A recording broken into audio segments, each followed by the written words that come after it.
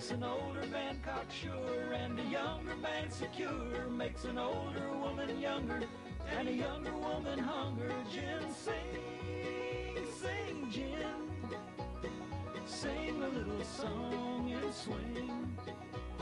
Sing a little song, gin, sing. Sing a little song and swing. Hi, I'm Jim Munich. Over the next hour or so, we're going to look for some wild edible plants and useful herbs.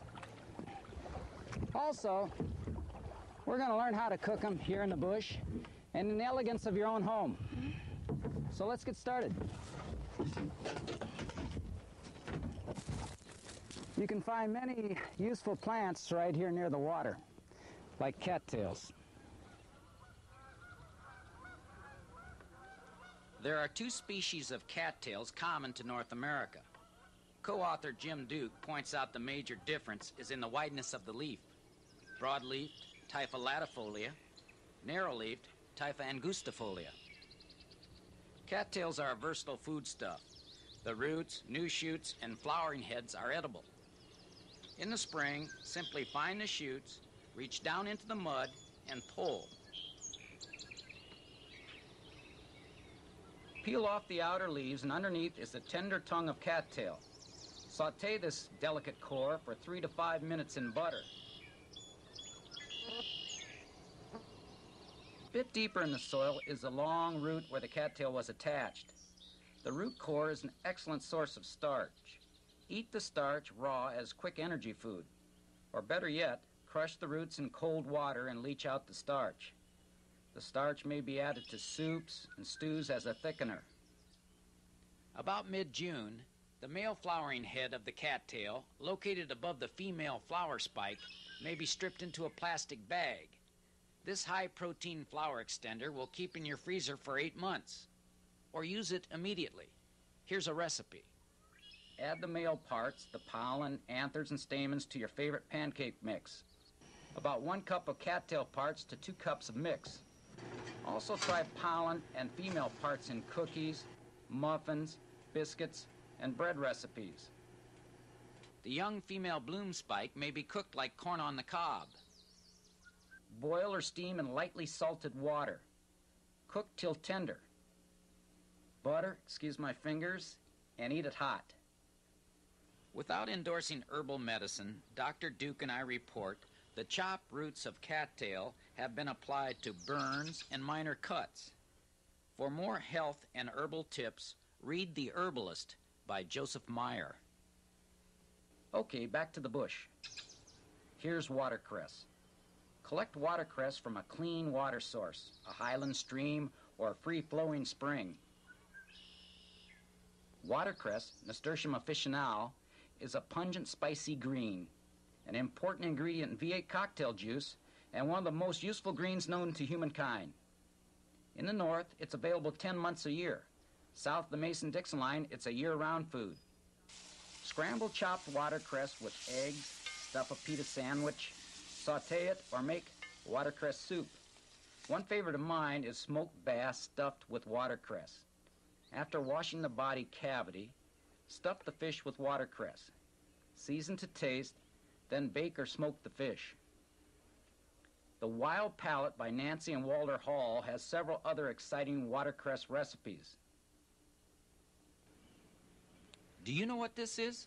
Often this green slime covers ponds in midsummer.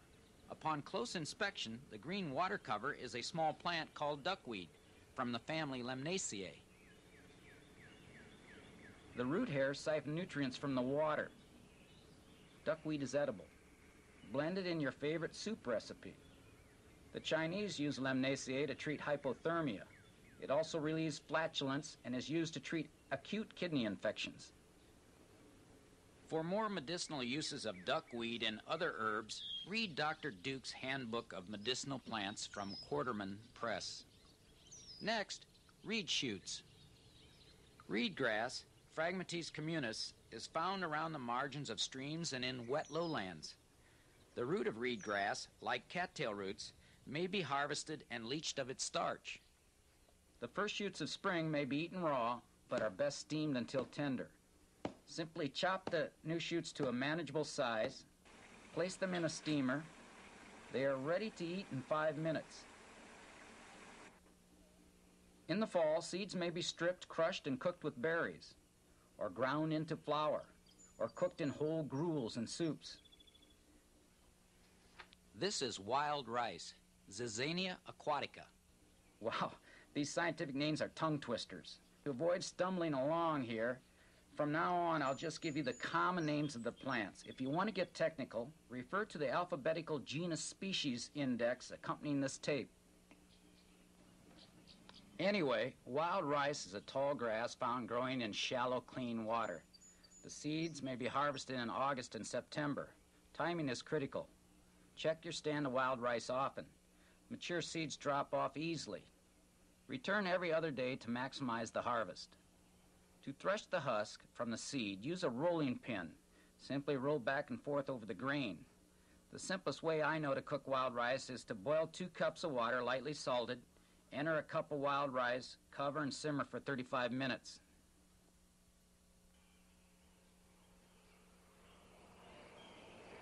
The large green plants dominating the waterway here are yellow pond lilies or spatterdock.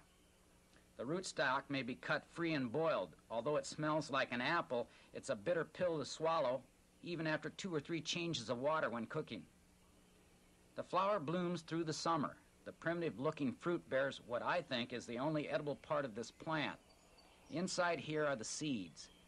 The seeds may be dried and ground into flour, or prepare them like popcorn. Place the seeds in a popcorn popper. Cover the machine so the small seeds don't become airborne. The results are usually disappointing. The seeds simply pop open, but they're palatable with salt and butter. The fragrant water lily is edible. Note the plate-like leaves and floating blossoms. Pioneers ate the unfurled leaves and the unopened flower buds. The flower petals may be eaten with salad greens.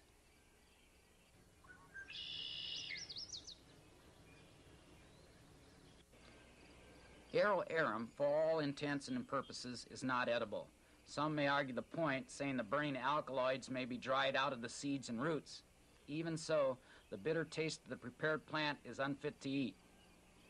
Keep in mind, the arrow arum flower and mature fruits are also poisonous.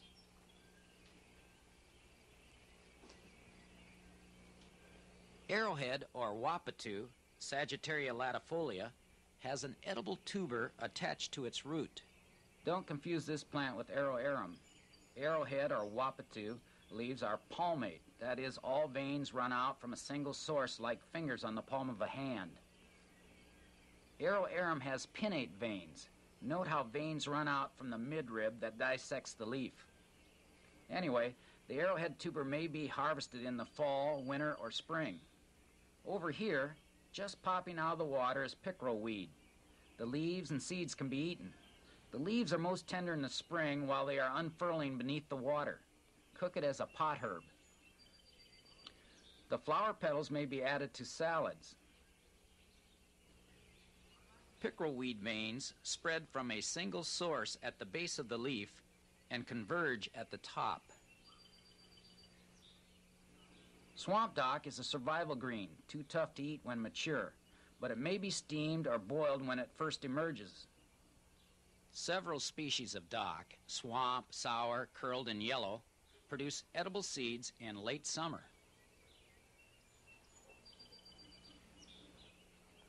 There are several species of wild rose. Their flowers give rise to the famous fruit rosehip, an excellent source of vitamin C available in late summer and autumn. Rose petals and rose leaves may be dried and used for tea. Too delicate for my taste, however. But rose petals are excellent in summer floral salads like this one. American elder thrives along the edges of streams, bogs, and other wetlands. Summer flowers may be batter fried or eaten raw, but be cautious. Learn to distinguish elder flowers from the poisonous water hemlock flowers. Use a field guide and forage with a knowledgeable botanist. Elderberries may be made into jelly or fermented into wine, but my favorite is Elderberry Apple Pie. You need 2 cups of elderberries, a cup of blackberries or a cup of wild grapes with the seeds removed. Mix the berries with 2 cups of cooking apples. Stir in 3 tablespoons of brown sugar or maple syrup, a teaspoon of cinnamon, and a half teaspoon of nutmeg. Pour the contents into a pie shell. I sprinkle a pinch of flour over each layer as a thickener. Cook the pie topless or cover it with a crust. Elderberry pie is a simple recipe that pleases those who aren't always easy to please. Other elderberry dishes and wild fruit dishes may be found in the excellent resource by Nancy Turner and Adam Sezwinski, Edible Wild Fruits and Nuts of Canada. Okay, let's take a break from our nation's waterways and look at some wild berries and some very delicious desserts. Wild strawberries may be found in meadows and open woods. Harvest time is June. A favorite strawberry recipe combines 1 whole seedless orange, peel and all, with a cup of strawberries and a cup of blackberries or mulberries. Add an egg, a half cup of vegetable oil, blend the ingredients, then mix a cup and a half of flour with 3/4 cup of sugar, a teaspoon of baking powder, teaspoon of baking soda, and a teaspoon of salt. Add a half cup of raisins and a cup of nuts. Black walnuts are your best choice. Make large muffins. Bake at 375 degrees for about 20 minutes. Here's all the energy and protein you need to kick off a day. And remember, any of the wild berries I described may be substituted for the strawberries in this recipe. Another common wild fruit of late spring and early summer is the raspberry. Red and black raspberries may be found along the fringes of woods and the margins of fields. Often near your raspberry source are blackberries. There are several species. Blackberries ripen in mid and late summer. Leaves are alternate, compound with 3 to 5 leaflets. Here's a low-calorie, high-nutrition breakfast made with raspberries or blackberries, or both. Mix 2 cups of berries with 2 cups of low-fat, sweetened vanilla yogurt. Add a dash of milk and blend. Here's a wonderful ice cream substitute with only half the sugar and fat. Blueberries are available from early summer through early autumn. There are several species of blueberries found in highlands, lowlands, open lands, and wooded areas. For a simple blueberry treat, pour a bowl of frozen blueberries, then cover them with half and half cream or whole milk. If dieting, use low-fat milk. This frozen dessert sets up quickly and is ready to eat, a refreshing, cooling, low-sugar, world-class treat. In woodlands and along the margins of woods, you may find gooseberries and currants. There are several species. This dangerous-looking but harmless berry is ready for harvest in midsummer. Not far from the gooseberries are mulberries. There are red, white, and black varieties. Do not eat the unripened fruits and leaves because they are slightly hallucinogenic. But the ripened fruits are very edible. Mulberries, gooseberries, and currants may be combined or used separately to make fudge. Gently cook a cup and a half of gooseberries, or in this case mulberries, until hot. Mash the berries through a fine sieve to separate the juice. Mix in 2 cups of sugar, add 3 tablespoons of butter, then reheat slowly to dissolve the butter. Bring the pan to a boil over medium heat. Do not stir. Let the mixture form a hot, soft ball between 235 and 240 degrees on a candy thermometer. Cool till warm. Then whip the mixture with a wooden spoon for a few seconds. Press the fudge into a buttered pan and cut pieces. Eat immediately or cover and refrigerate. When serving kids, have lots of room and sufficient water. Wild grapes, the leaves and fruits are edible. They are found nationwide, clinging and climbing trees, walls, and fences. Wild grapes may be dried in the sun for about 3 days to make raisins. Remember, grapes may be used in the elderberry pie mentioned earlier. Another abundant berry is the sumac berry. Here is the flower of dwarf or winged sumac. These red berries of staghorn sumac may be collected, then stripped from their heads. Discard the stems and heads, then soak the cotton-covered berries in hot water to extract a lemonade-like drink. Add sugar and serve. An excellent field piece for discovering these wild fruits and many others is the Field Guide to North American Edible Wild Plants by Elias and Dykman, available from Outdoor Life Books. In quick order, here are some wild useful herbs that you can use in the home, and you can grow them around the home.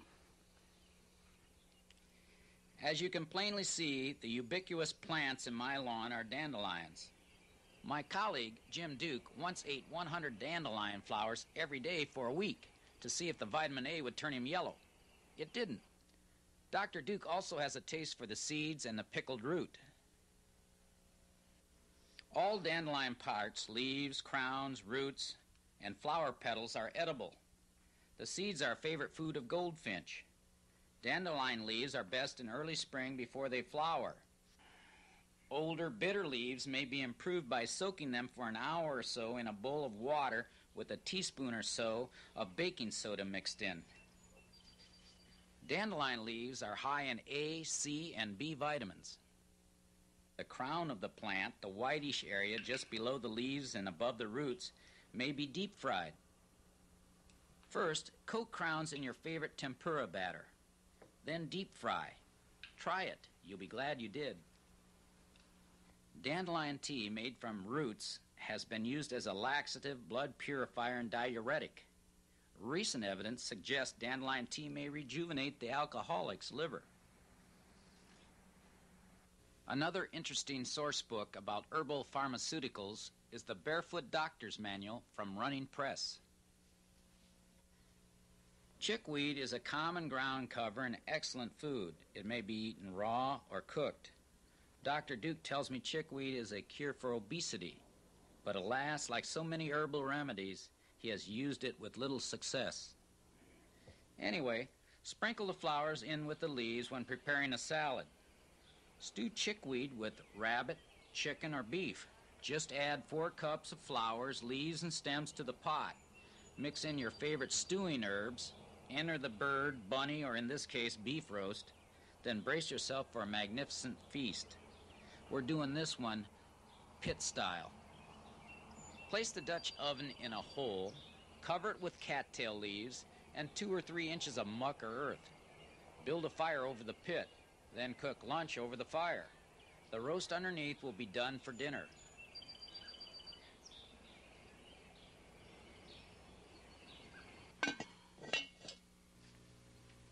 Along the fringes of my lawn in the shady areas are violets, several varieties. Violets are cultivated in France for perfume. This is an incredible edible. Leaves are high in vitamin C and A. I use both the leaves and flowers in salads. Keep in mind, late-season plants without flowers may be confused with inedible greens. Play it safe. Forage this plant only when it's in bloom.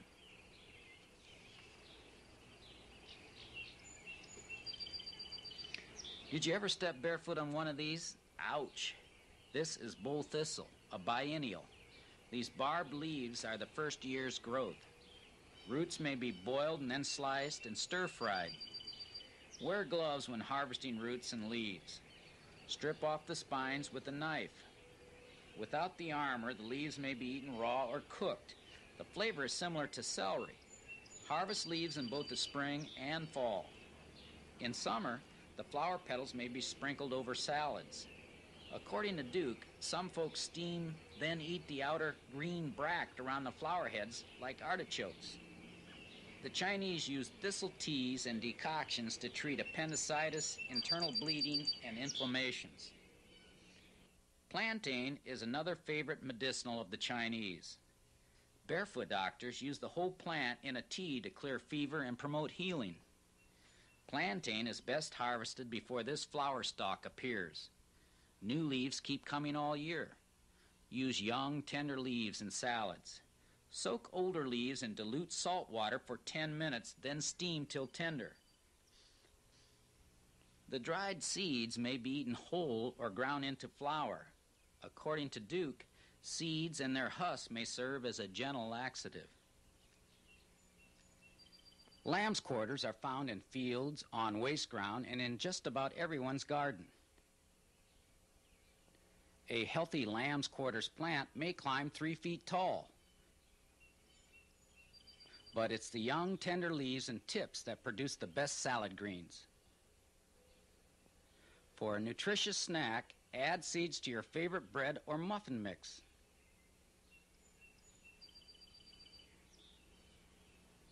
As a potter, boil lamb's quarters for 5 minutes with mustard greens and dandelion leaves.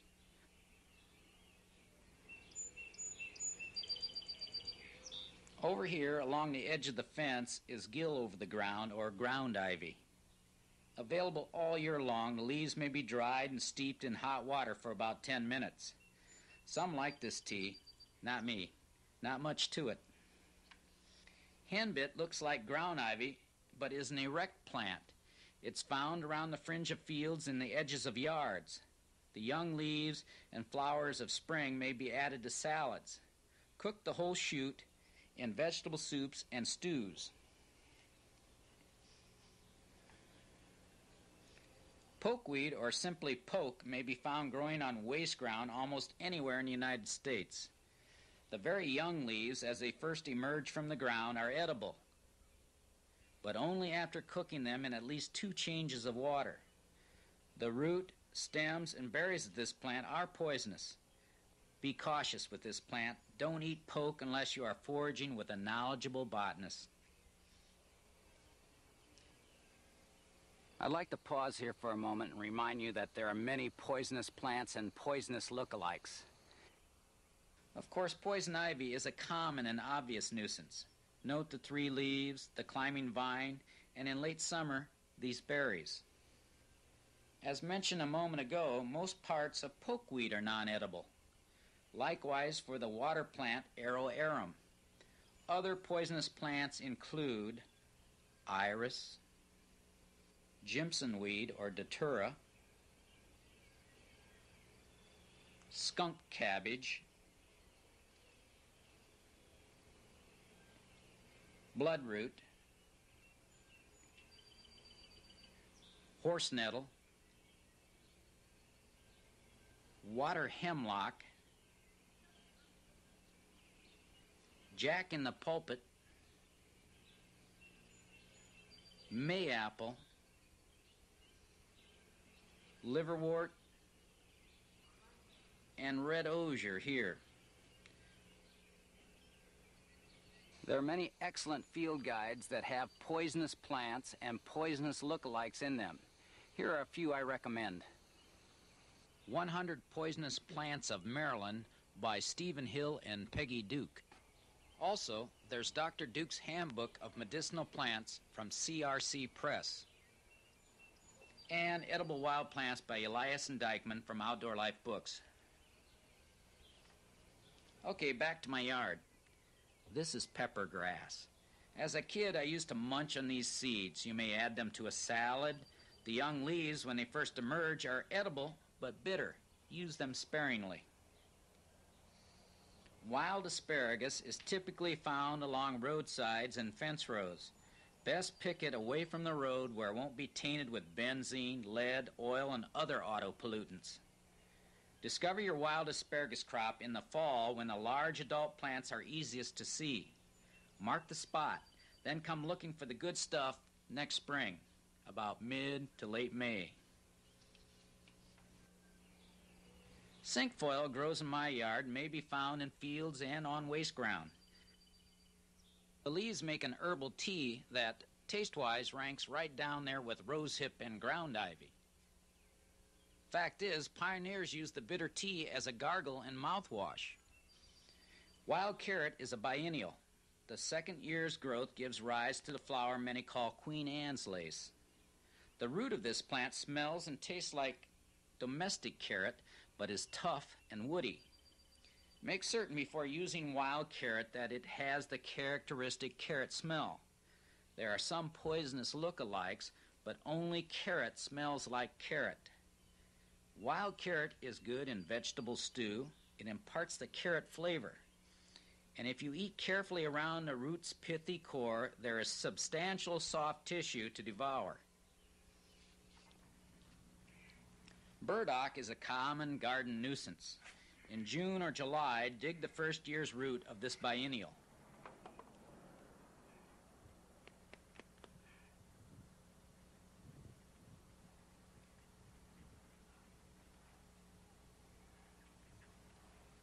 Peel the roots and cut them into thin strips.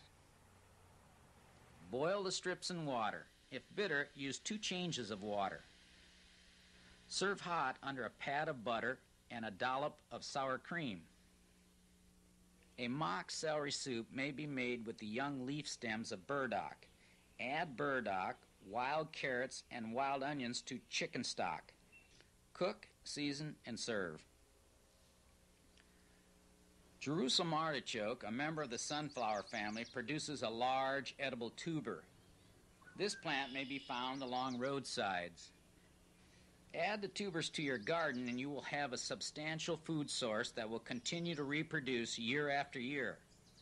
Harvest the Jerusalem artichoke roots in the fall, spring, or winter.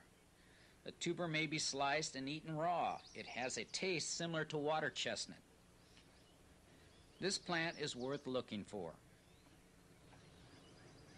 Other members of the sunflower genus bear edible seeds in late summer and early autumn.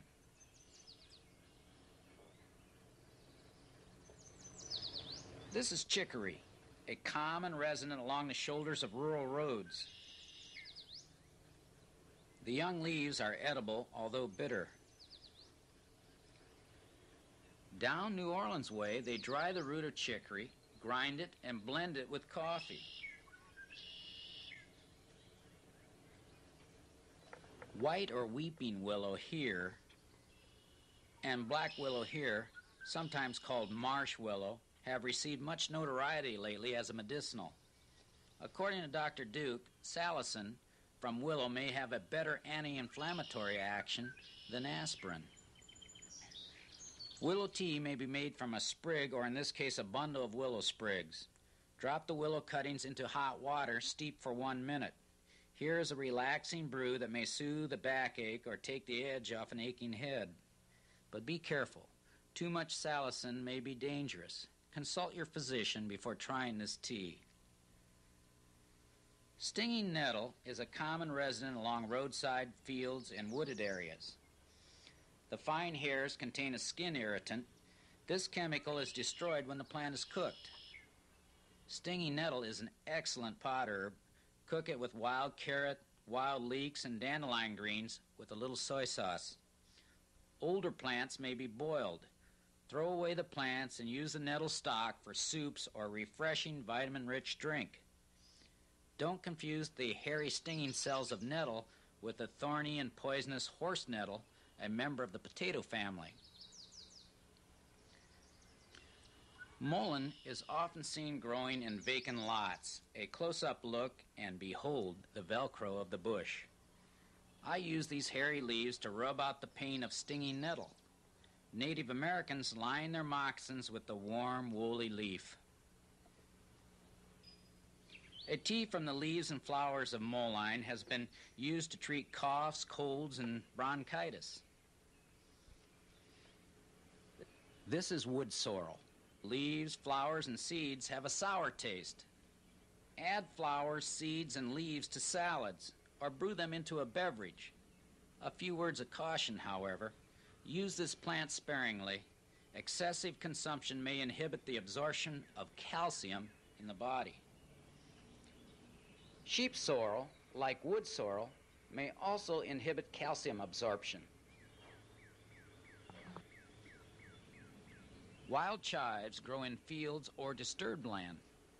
Relocate chives to your yard. it will come up faithfully year after year.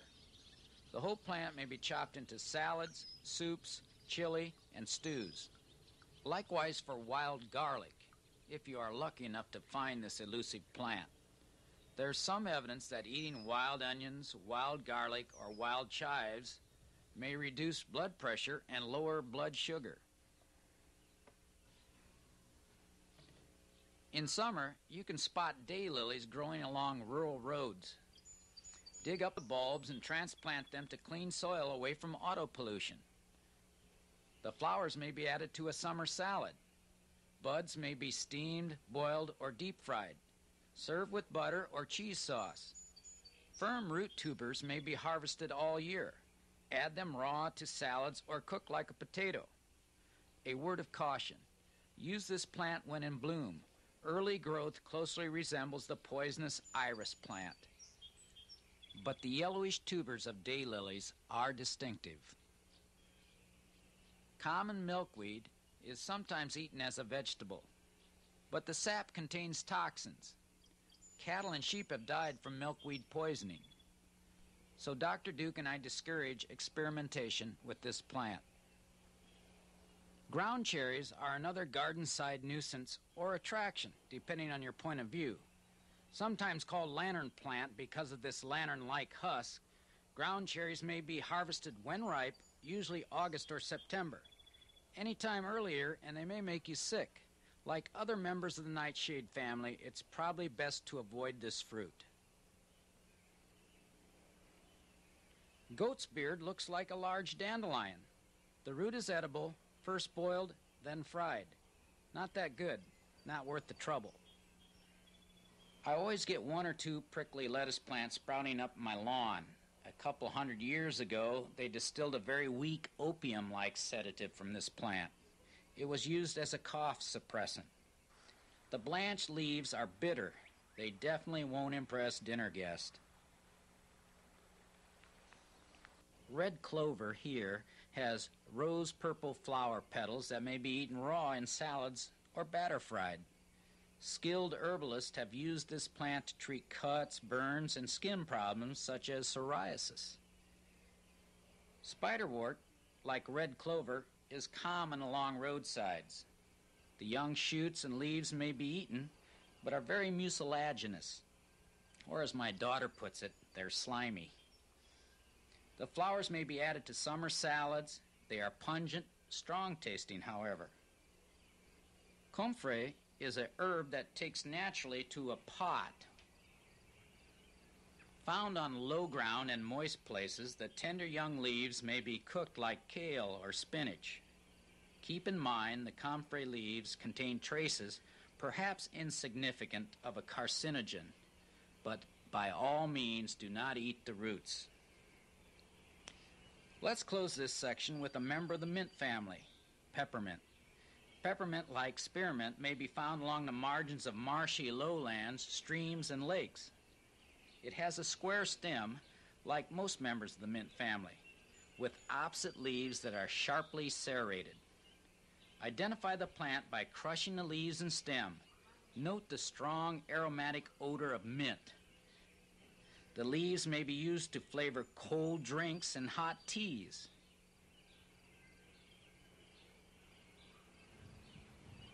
Okay, before we move on to a deep, dark woods, here are some foraging rules you should adhere to. Number 1, before eating any wild plants, study with an expert, or take the plant to an expert for identification. Rule 2, after positive identification of a plant, taste only a small amount of it. This precaution may protect you from allergic reaction.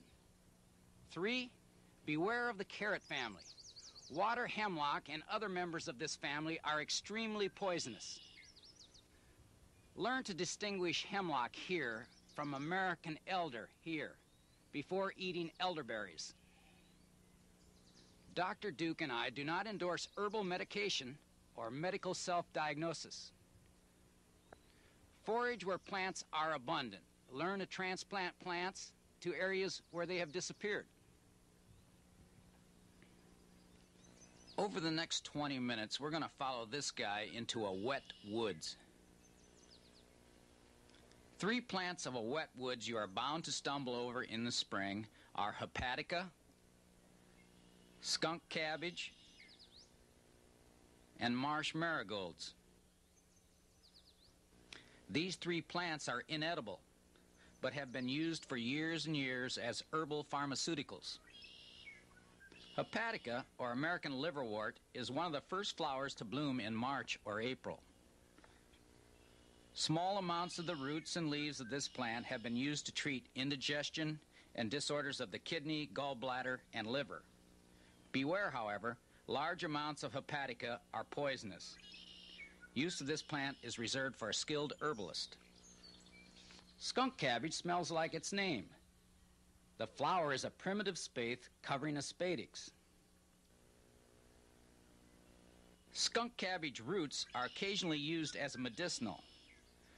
First, they must be thoroughly dried to reduce the burning oxalate to harmless crystals. Herbalists make an infusion of this tea from the dried root. According to Malcolm Stewart in his book, The Encyclopedia Herbs and Herbalism, skunk cabbage root is most commonly used as a mild sedative. Be advised, the plant is poisonous, and juice from the fresh plant may cause skin blistering and will severely burn the digestive tract if eaten. Again, only experts should handle this plant. The leaves of Marsh Marigold, sometimes called American cowslip, have been eaten as a pot herb in the spring before the flowers open. But this is risky practice. They must be cooked in several changes of water because they are very bitter. For my money, not worth the time or trouble. In view of the caustic nature of this plant, it's best to avoid it. Jack in the pulpit, or Indian turnip, is found in rich soils, generally a woods or a shady lowland. Like skunk cabbage, this plant contains calcium oxalate and is not edible raw. Indians used to slice jack in the pulpit roots and dry them, deactivating the calcium oxalate. The dried root was then sliced, cooked, and eaten like potato chips. Mayapple is another common plant of the woods that, for the most part, is poisonous. The fruit is edible in the summer when soft and ripe. Knowledgeable foragers carefully gather the ripe fruit and use it in pie fillings and jellies. Remember, this plant is poisonous except for the pulp of the ripe fruit. This very young ground cover is jewelweed or spotted touch-me-not. In the spring, jewelweed may be eaten raw, steamed, sautéed, or stewed. The summer flowers may be candied and deep-fried. The soft parts of jewelweed, the flowers, stems, and leaves, may be rubbed over your skin as an antidote to poison ivy or stinging nettle. Here's a delightful herb. Spring beauties bloom in May in rich, wet woods. Note the delicate cluster of flowers and lance-like leaves. Native Americans and pioneers loved this edible. At the root is a small tuber called a corm. Peel the outer skin off before eating. This is great trail food, but like so many spring flowers, your window of opportunity is short. Spring beauties are available for only a few weeks in April and May. Come June or July, there's not a trace of the plant above ground. Next, a couple of lookalikes. Solomon seal here and false Solomon seal here. Both plants are said to have edible parts. True Solomon seal has flower umbels in the notch of each leaf. False Solomon seal has a flower spike at the top of the plant. The young shoots of false Solomon seal are said to be edible, but berries may be emetic. That is, they may cause you to vomit. Rootstocks of false Solomon seal are inedible. Young shoots of true Solomon seal are fair as a trail food, steamed or cooked with mixed vegetables. This plant should be judiciously sampled. Large quantities may be harmful. Inside each fruit are several seeds that may be transplanted into your herb garden. This is a beautiful herbal that needs little care and has a different look each season. For naturalists who would like to start a wildflower garden, Harry Phillips' book, Growing and Propagating Wildflowers, is a must, available from the University of North Carolina Press.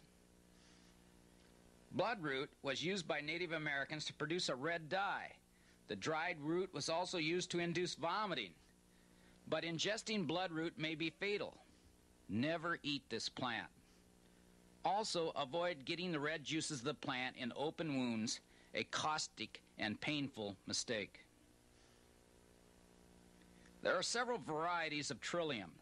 The leaves and flowers are said to be edible, but for my taste, members of this genus are too pretty to eat. Trillium and related species are excellent transplants.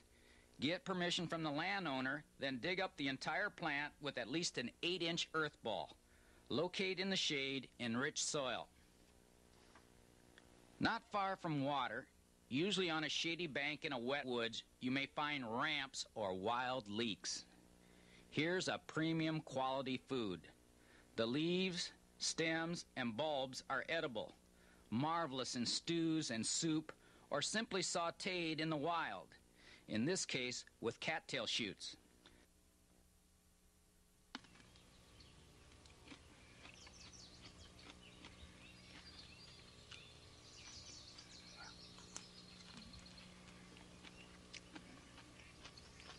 Good.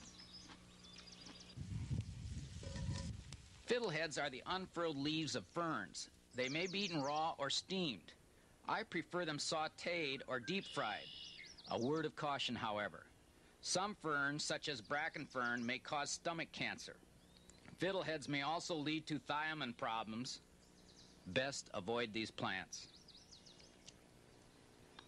This is wild ginger. In May, the primitive flower emerges. The root may be crushed and added to salad dressings. When dried and grated, it is an adequate substitute for oriental ginger. For the daring gourmet, try boiling the root until tender, then simmer in maple syrup for an unusual candy treat. Over here is wild anise, commonly called sweet cecily. Note how sweet cecily is similar in appearance to water hemlock. Get expert identification before using this plant. The root of this plant has a sweet anise odor. Use the root to spice up cooked greens. I've heard the leaves are occasionally eaten by diabetics as a sugar substitute. Partridge berry is a tiny creeper found at the base of trees in wet woods of the northern and central U.S. and Canada. The bland berry ripens to bright red in late summer. It's a tasteless trail food with little or no bulk, a hard-time survival berry, but available all winter long. In the spring, you can find rue anemone on high and dry wooded areas. At the base of this spring bloomer is a spicy root tuber. I have used this tuber in soups and munched it on the trail. There is little documentation as to its edibility, so let prudence be your guide. Don't eat rue anemone until authoritative information becomes available. Wintergreen. There are several species of this plant in North America. This is creeping wintergreen or checkerberry found in the eastern half of the U.S. The flower forms an edible berry that turns from white to red by late summer. They may be available all winter, if not gobbled up by late-season foragers. Add the summer fruits to pancake and muffin mixes. The leaves make a delicate tea or munch them as a breath freshener. Cleavers or goosegrass may be found in woodlands, along streams, and in vacant lots. Also called bedstraw, cleaver leaves may be added to salads in early spring, but tough, mature leaves must be cooked. During April and May, in many wooded areas or old apple orchards, morel mushrooms may be harvested. But be careful. As you know, many mushroom species are deadly. Forage with an expert. Seen here are small gray morels. The gray and black variety here may be eaten raw or prepared in a million other ways. The giant puffball is found on rich soil in shady areas. It may be cooked like an edible mushroom. But before eating, cut it open and be certain its flesh is white and not yellow. Also avoid this plant if gills or a rudimentary stem are inside. The trout lily, or dog-tooth violet, has mottled leaves. The young leaves may be boiled for 10 minutes and eaten, but we can't guarantee they are salubrious. The real beauty of the trout lily is in the eyes of the beholder. As a foodstuff, it's best left alone. Wild oats look similar to a trout lily. The early shoots may be eaten, but I recommend you use them sparingly. Toothwort has a spicy, pungent rootstock. There are several species in North America. Eat the roots of toothwort as a trail food, or chop the root into garden salads.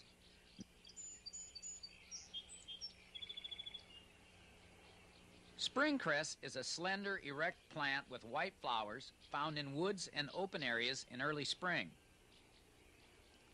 Use the young leaves and flowers in salads.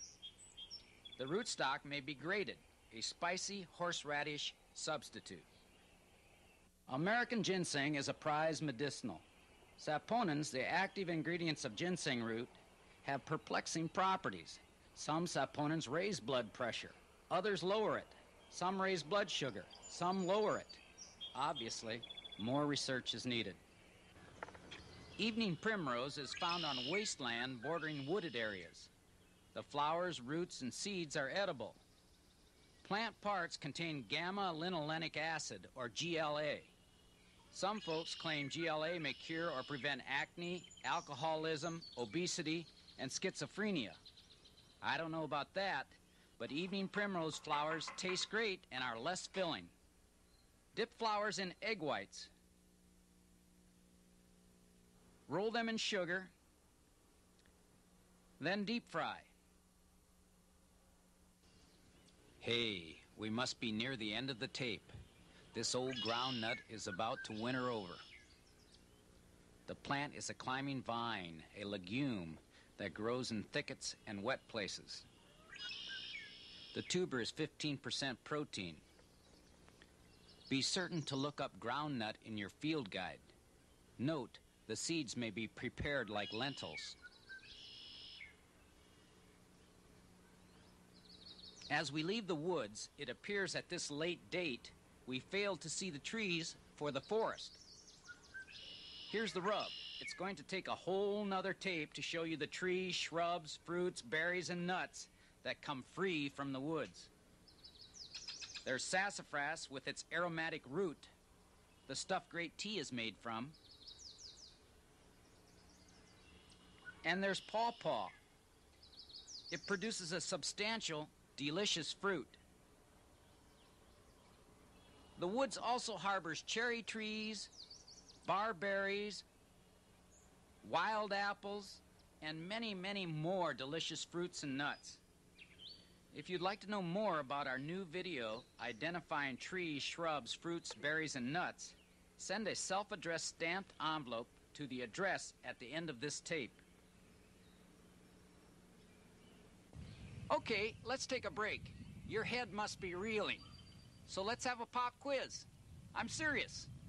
While you listen to a number from Jim Duke's herb album, several species of plants are going to appear on the screen. See how many of them you can identify. The correct answers will appear at the end of the test.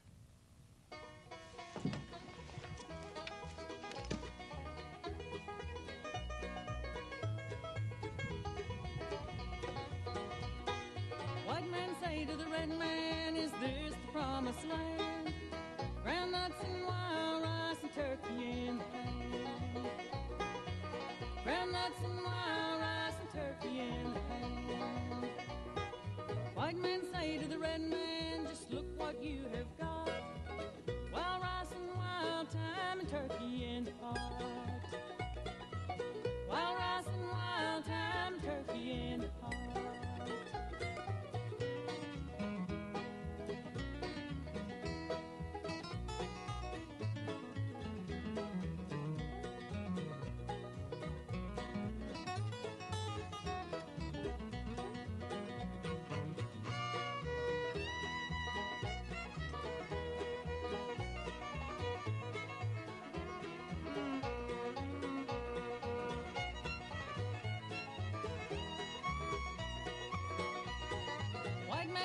to the red man, I think I envy you. Wild rice and artichokes and ground nuts in the stew. Wild rice and artichokes and ground nuts in the stew. Red men say to the white man, do you really have to push? Red man in greener land and turkey to the bush. Red man in greener land and the turkey to the Well, you got this one right, right? But how did you do with the rest? 1 was wood sorrel. 2, cleavers or goosegrass. 3, staghorn sumac. 4, cattails. 5, plantain. 6, spatterdock. 7, wild grapes. 8, duckweed. 9, evening primrose. 10, asparagus. Okay. Well, it's time to put a wrap on this package. Jim Duke and I have enjoyed bringing you a page or two from the Useful Plant story. In our next video, Dr. Duke, your host, will introduce you to Father Nature's Pharmacy, a video catalog of some of the many proven herbal pharmaceuticals. So until then, keep your head down, your boots dry, and your mind open.